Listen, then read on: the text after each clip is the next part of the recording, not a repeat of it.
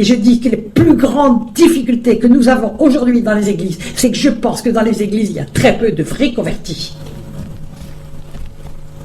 Et les églises ne fabriquent pas des disciples. Un vrai converti, c'est un disciple. Le chrétien, c'est à Antioche que pour la première fois, on appela les disciples des chrétiens. Ceux qu'on appelle chrétiens aujourd'hui ne sont pas des disciples pour 84%, voire 99%. On leur apprend, on fabrique, les églises d'aujourd'hui fabriquent des chrétiens du dimanche, des gens assis. Des gens qui ne sont pas chrétiens le reste de la semaine. Ou de temps en temps. Mais on n'est pas chrétien le dimanche, on est chrétien 24 heures sur 24, 7 jours sur 7. On est des étrangers et des voyageurs sur terre. On est des flammes de feu, dit la parole. On est le sel de la terre. Est-ce que nous sommes tous là? Ou est-ce que nous sommes juste des voyageurs d'église? Et non des étrangers voyageurs sur terre. Des ambassadeurs de Christ. Est-ce que dans notre travail, nous sommes des ambassadeurs de Christ? Est-ce que dans notre famille, nous sommes des ambassadeurs de Christ? Est-ce que dans nos églises, nous sommes des ambassadeurs de Christ? Parce que je vous le dis, dans les églises, il n'y a pas beaucoup de chrétiens, je le dis, j'ai envie de pleurer quand je le dis. De vrais chrétiens. Les églises ont fabriqué un tour de bras. Oh, l'apostasie, elle n'a pas commencé aujourd'hui.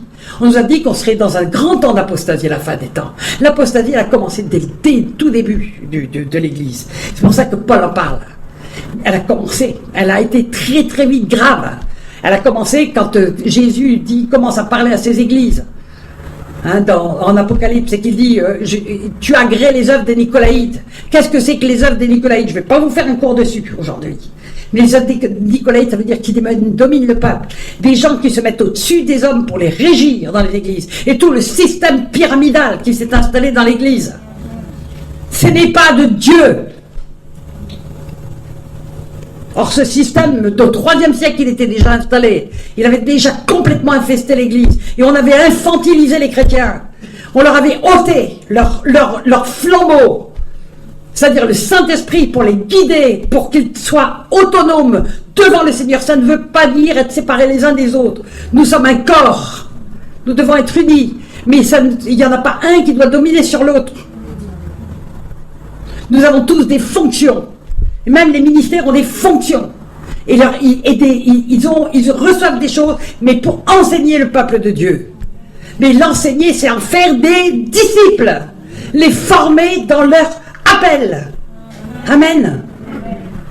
Les former dans ce à quoi ils ont été appelés. Les rattacher à Christ directement pour qu'ils se lèvent. Pas pour qu'ils restent assis le dimanche. Pas pour qu'ils viennent de temps en temps dans une réunion dans l'église. C'est pas ça l'église. Donc déjà tout a été... Je ne sais plus où est l'église aujourd'hui. Je sais simplement qu'elle est là. Parce que Jésus a dit, les portes de l'enfer ne prévaudront point contre elle. Donc il y a une église, mais il n'y a que Jésus qui la connaît. Et nous devons arrêter de nous illusionner. Nous devons dire, Seigneur, où j'en suis? Et par la parole, le Seigneur va nous montrer. Par la parole. Moi, je vais juste vous donner des signes, des choses claires comme ça, qui sont dans la parole. Mais il y a des milliers de domaines où on peut être dans l'apostasie. Il faut arrêter de s'illusionner.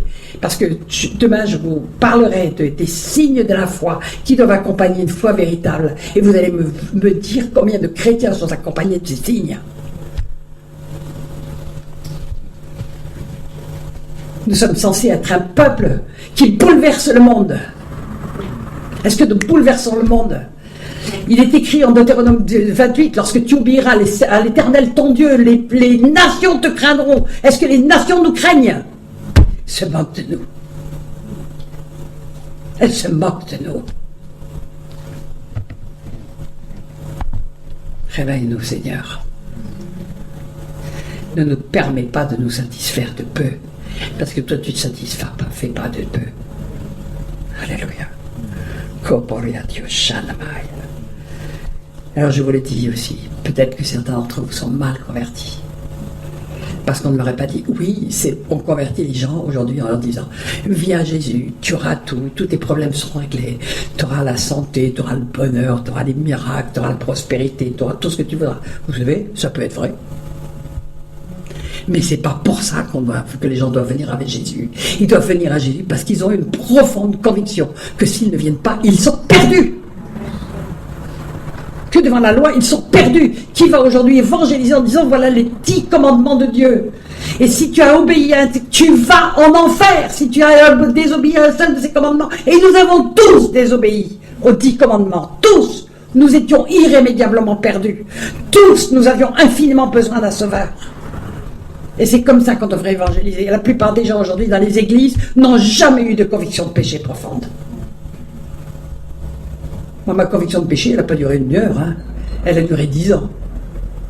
Et encore quelquefois aujourd'hui, le Seigneur me plie en deux de douleur de choses que j'avais cachées. Vous dites, et dans les églises, on va vous dire, ah, mais les choses anciennes sont passées, toutes choses sont devenues nouvelles, t'es une nouvelle créature. Et alors, et hop, on se fait des gentilles petites doctrines avec ça. Moi, je vais vous lire 2 Pierre 9 qui vous dit, et celui qui ne possède pas, et on vous parle de tous les fruits de l'esprit, est un aveugle.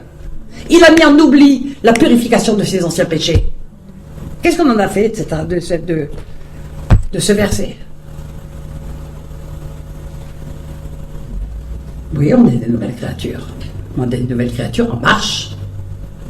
En marche. La sanctification, c'est une marche. C'est ça le chemin. C'est ça le chemin. Une fois qu'on a pris la porte, on ne reste pas en travers parce qu'il y a toujours quelqu'un qui pousse. Alors, où on est d'un côté, où on est de l'autre. Mais si on veut avancer, eh bien, il faut le prendre, ce chemin. Et il n'est pas facile. Amen. Je vais m'arrêter là. Je vais m'arrêter là. Merci Seigneur.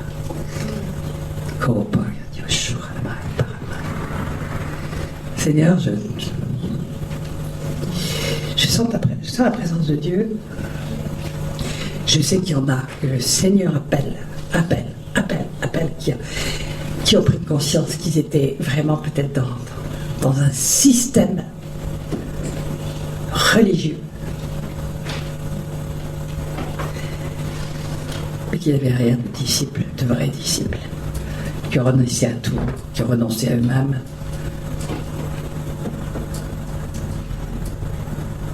Qui sont des étrangers et des voyageurs sur terre. Qui meurent eux-mêmes, qui n'ont qu'une seule chose qui les tient, être dans l'obéissance de leur Seigneur et faire les œuvres, faire ce pourquoi ils sont mandatés et ils sont sur terre. Car Dieu a pour chacun une élection, une vocation. Il a prévu pour chacun quelque chose. Est-ce que nous allons nous présenter devant lui en disant Seigneur, j'ai fait ce qui me plaisait. Et j'ai rien fait de ce que tu avais préparé pour moi. Tu avais préparé 100 d'âmes à sauver. Ils sont en enfer. Tu avais préparé pour que je guérisse